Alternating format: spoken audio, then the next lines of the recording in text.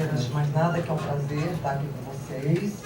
Alguns alunos eu conheço, outros não.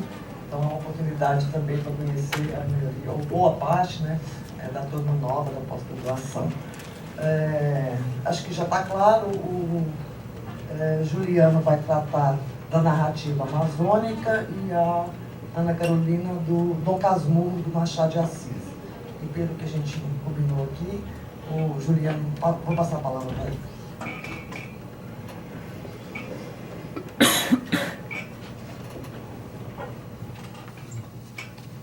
Boa tarde a todos e a todas. Eu sou o aluno Juliano, sou aluno da pós-graduação em literatura brasileira. O professor Dr. Ricardo Souza de Carvalho, meu orientador. E acabei preparando para essa apresentação uma parte que se tornou a parte do meu segundo capítulo da dissertação. E até aquele momento em que eu me inscrevi aqui para a mesa, para o evento, eu vou apresentar hoje o meu primeiro capítulo. Né? Ele acabou se tornando o segundo capítulo, então é uma parte desse segundo capítulo. Essa mudança ocorreu por causa da qualificação, que eu acho que acabou havendo algumas modificações na organização do trabalho. Bom, então, aqui eu trouxe a narrativa amazônica de José Veríssimo e Inglês de Souza sobre a influência do relato de viagem. Eu vou ler a introdução. O livro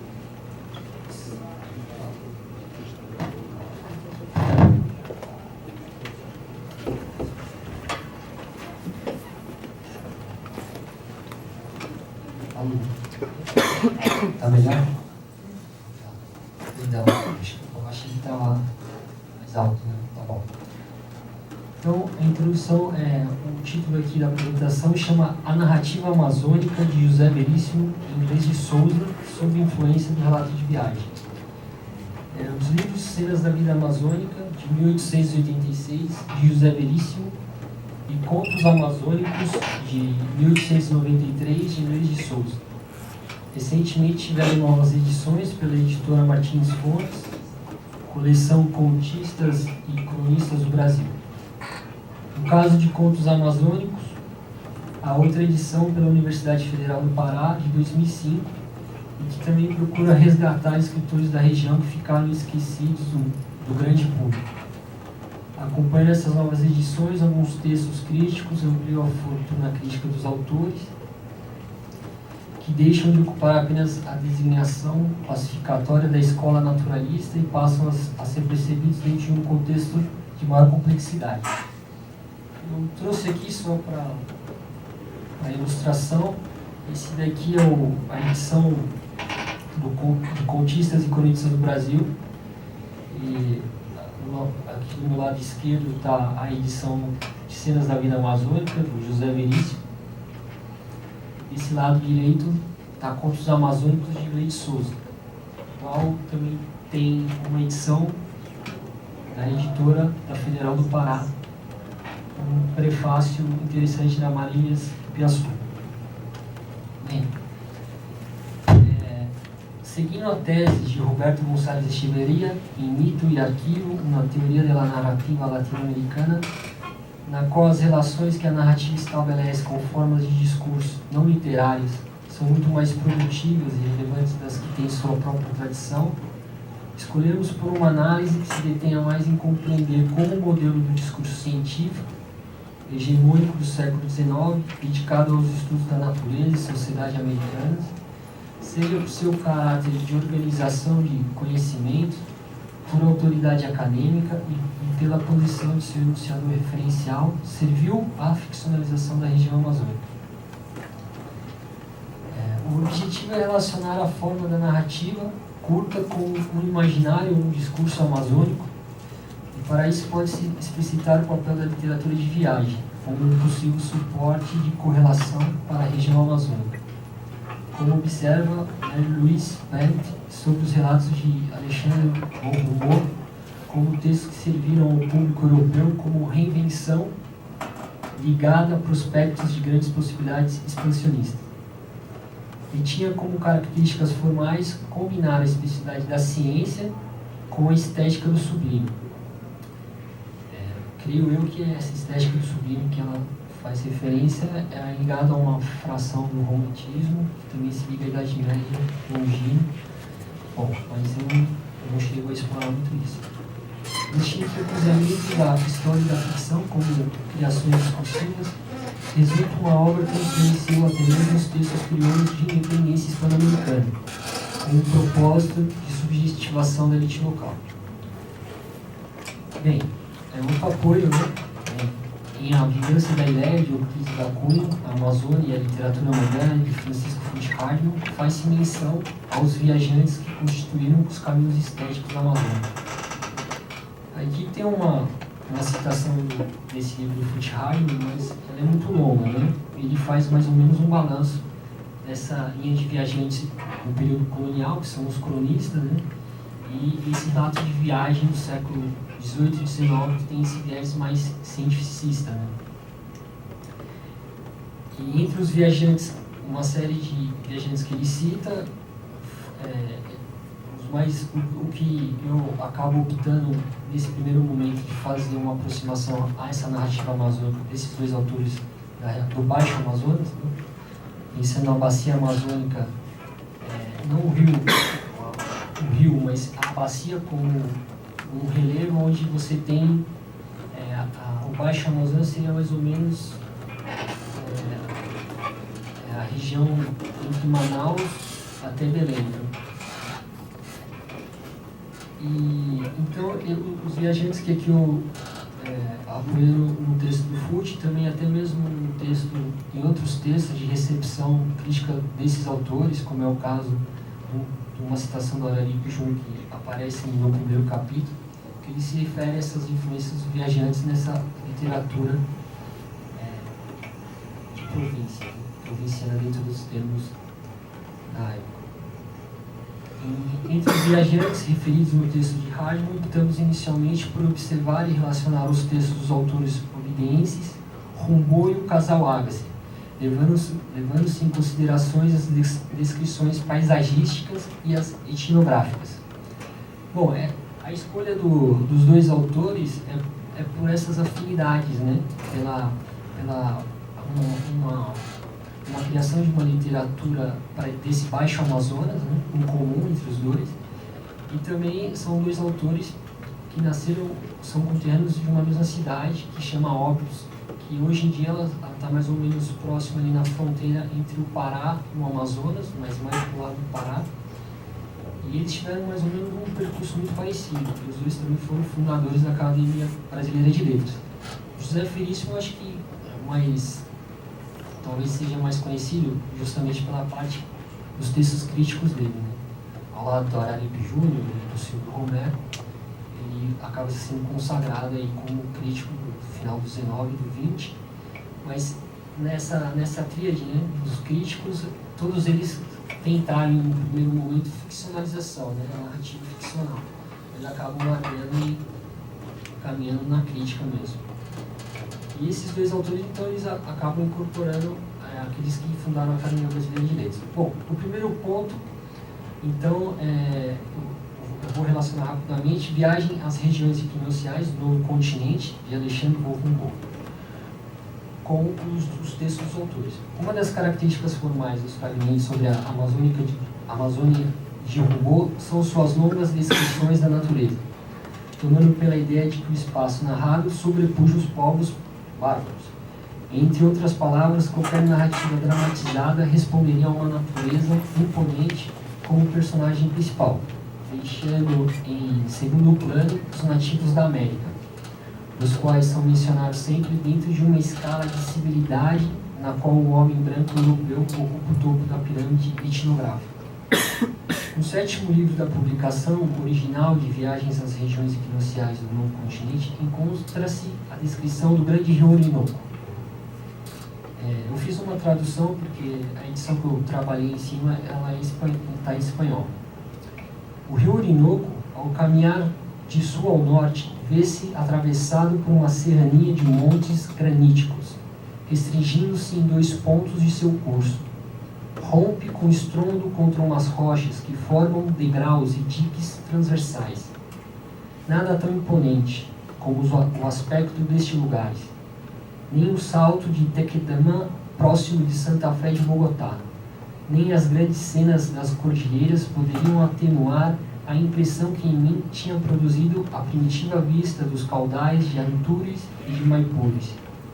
Quando se acha alguém situado de modo que abrace de uma olhada essa série contínua de cataratas, esse tapete imenso de espuma e de vapores iluminada pelos raios do sol poente, acredita-se ver o rio inteiro suspendido sobre seu leito.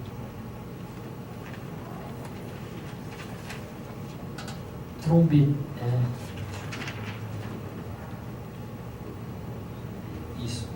Então, com uma narração que conduz à visão panorâmica das cataratas, Rimbaud guia o leitor utilizando a expressão como nada tão imponente, essa alfombra imensa de espuma e de vapor, provocando o estarrecimento frente às forças naturais que nessa região seriam de proporções maiores daquela já conhecida na Europa, criando com o mesmo fervor que os viajantes produziram para a África e a Ásia como quadros descritivos, aguçando com os recursos formais uma visão criadora. Esta forma de representação da intensidade das forças naturais também ocorre no conto Crime do Tapuio, de José Veríssimo. Um fragmento que narra o momento em que o Tapuio José passa com sua canoa por um estreito canal em véspera de ser atacado por uma sucuri. Varada a primeira e mais densa cortina de folhagem, achou-se no Igapó, um grande estirão de mato alagado pelo lago na enchente, e ainda não de todo abandonado por ele. Árvores alterosas, como sonham ser as das terras firmes dos trombetas. Direitas, de cascas pardacentas e rugosas, emergiam de dentro da água, escura e calma, como uma lagoa morta. Dos altos galhos pendiam, formando pampinelas pitorescas, fios de todas as grossuras e feitios de cipós e de lianas, a se refletirem naquelas águas paradas e negras, como sinuosidades intermináveis de serpente.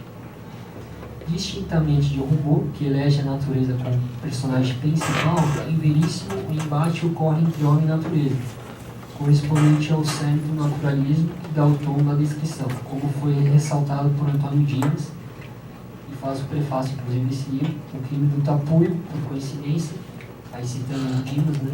O Crime do Tapuio, por coincidência, sintetiza bem esse tipo de combate, que é a tônica dos demais contos. A natureza que rivaliza com o homem é medida sempre pelas grandes dimensões, por meio de expressões como mais densa cortina de folhagem, um grande estirão de mato alagado, árvores alterosas, fios de todas as grossuras e feitios de cipós e de lianas, e com sinuosidades intermináveis de serpente, nas quais se percebe incisivamente o uso de advérbio, intensidade, adjetivo, cuja intencionalidade é agigantar a força antagonista, a natureza selvagem. Se na descrição de Rimbauddiana a natureza protagoniza, oferecendo a sensação ao leitor do quão pequeno é o ser humano nestes espaços, em Veríssimo a descrição de caráter mais minimalista também explora as potencialidades de uma floresta que responde, antagonista da ação humana. No conto Acauã, de Inglês de Souza, a floresta é vista com a mesma figuração de Veríssimo, no entanto, composta por uma voz ribeirinha, tomada pelo imaginário popular. Raios caíam num fragor enorme, prostando cedros grandes, velhos de 100 anos. O capitão Jerônimo não podia mais dar um passo, nem já sabia onde estava. Mas tudo isso não era nada. O fundo do rio, das profundezas da lagoa formada pelo Inhamundá, levantava-se um ruído que foi crescendo, e se tornou um clamor horrível, insano. Uma voz sem nome que denominava todos os ruídos da tempestade. Era um clamor só comparável ao brado imenso que hão de soltar os condenados no dia do juízo final. O personagem de Capitão Jerônimo Ferreira, de volta da caçada de pouco êxito, acaba perdendo-se na mata aos arredores da cidade de Faro. Este fragmento antecede o momento em que Jerônimo, o personagem, após uma noite passada ao relento, acha uma menina dentro de uma canoa que se aproxima da margem do rio Iamundá. Bom, não vai dar para esclarecer muito bem o enredo, mas a questão é, os fenômenos naturais são narrados com a mesma grandiosidade dos demais autores. Expressões como fragor, enorme, céus grandes, velhos de 100 anos, imprimem ao leitor essa noção de imensidade, junto com o movimento, que é a narrativa da natureza sua personalidade monstruosa. Bom, o segundo ponto, que eu acabo relacionando com outro relato de viagem, que é o do casal Agassi, Viagens ao Brasil, de 1865 e 1866, que foi publicado em 1868, é do aspecto mais etnográfico. Correlacionado com a influência descritiva, aponta-se também o conceito de autoetnografia, representação de si mesmo de forma comprometida com os termos do colonizador, Prant. O emprego de expressões constituídas ao longo da história de dominação europeia sobre os povos conquistados estavam sempre no próprio discurso americano. Podemos, nesse ponto, somar a nossa discussão, então, esse relato do casal. Aí eu trago uma citação. Vila de Breves, uma cidade no Baixo Amazonas, 21 de agosto. Atingimos ontem à noite a nossa primeira estação, a pequena Vila de Breves. A sua população, como a de todos os pequenos estabelecimentos do Amazonas inferior, é o produto da mistura das raças. Vê-se aí os traços regulares e a pele clara do homem branco, a grosseira e lisa cabeleira preta do índio, ou então as formas metade de negro, metade de índio, que apresentam os mestiços cujos cabelos não possuem mais ondulações finas. Ao lado dessas misturas, mostra-se o puro tipo índio. Fronte baixa, face quadrangular, ombros rigidamente em ângulo reto e muito alto, sobretudo nas mulheres. Acho que, só para relembrar, é interessante observar essa imagem, né? Que aqui é mais ou menos referência aos estudos etnográficos que o José Veríssimo também produziu e que fazia parte da primeira edição desse livro. E da segunda edição ele já retira os estudos dele, que ele tinha esses estudos etnográficos, onde ele pôde, mais ou menos, ele acabou conseguindo chegar a uma figura mais representativa local, que é o tapuio, né, dentro do termo dele. Bom, a gente vai comentar isso. Então, o casal Agassi, proveniente da América do Norte, em expedição científica pela Amazônica brasileira, tinha como maior objetivo a coleta de novas espécies de peixe. O chefe da companhia, Luiz Agassi, pensava revolucionar a ictologia, deixando em seu relato uma série de descrições da natureza e estudos etnológicos da população amazônica, que influenciou de maneira mais marcante os textos de Veríssimo, o qual também seguiu produzindo estudos etnológicos. Em Crime do Tapuio, o narrador onisciente José Veríssimo utiliza de termos etnográficos para designar as relações humanas, como bem assinala Dimas. Na gradação daquele conjunto humano que se reúne na sala do júri, José Tapuio é o último da fila, sem nenhum direito à descrição por parte do narrador. No estudo etnológico, na primeira edição, tem o seguinte ensejo. As populações indígenas e mestiças da Amazônia, sua linguagem, suas crenças e seus costumes, esse é o título, né? Que antecedia a primeira edição. Bom, aqui estou comentando o que eu já acabei de falar. Bom, eu vou citar a citação desses estudos. Essa população que habita as margens do grande rio e dos seus numerosos afluentes, vivendo as nossas vidas, contribuindo para a nossa receita, trabalhando nas nossas indústrias, e que não é nem um índio puro, o brasileiro da Guarani, nem os seus descendentes em cruzamento com o branco, o mameluco, é que parece-me cabe o nome de tapuia. A palavra tapuio, daí dá uma explicação do termo tapia, é igual ao francês, porém gutural. Era como o bárbaro dos romanos, uma denominação genérica do desprezo que se dava entre si os indivíduos de outras tribos, que naquela língua significava não só o hostil, o inimigo, mas o escravo. Bem, Veríssimo, mesmo antes de compor sua ficção, tinha já praticado a prosa etnográfica, que de forma ambígua tanto enaltecia a miscigenação, que rompia os preconceitos das sociedades tradicionais da Europa, como reproduzia o discurso de Agassi, que justificava a profunda degradação da população, resultado das intermináveis misturas entre raças. O aspecto etnográfico está determinante na construção das personagens dos contos de Veríssimo, inclusive para o enredo. Já nas narrativas do conto de inglês, por sua vez, os nomes de personagens sempre estão acompanhados com termos etnográficos. A velha é uma citação do conto Acauã. A velha Tapuia Rosa já não podia cuidar de pequena lavoura que lhe deixara o marido. A velha Tapuia. No entanto, este autor, os termos e a própria visão etnográfica passa a ser menos relevante. Em alguns contos do livro, a narração dada pela boca de Estevão Pimenta, contador de histórias, tem como característica predominante a reelaboração do imaginário ribeirinho, lenda e mitos amazônicos, os quais os discursos científicos da maioria dos viajantes do 19, inclusive muitos literatos locais, procuram desmistificar. Eu aponto também como característica nesse aspecto etnográfico no inglês de Souza, justamente essa possibilidade de configuração desse narrador. Porque no Contos Amazônicos ele acaba criando dois narradores para o grupo de contos que são mostrados aqui. E um desses narradores ele é construído mais ou menos com esse viés ribeirinho, né? Essa figura ribeirinha em contraponto ao outro narrador que aparece no livro, que é um procurador. Então tem aí também uma posições ali nessa narrativa de contraponto que dá para também ser esclarecida de certa forma pelo aspecto etnográfico. Bem, esse aqui é um fragmento da minha segunda parte da dissertação. E é isso.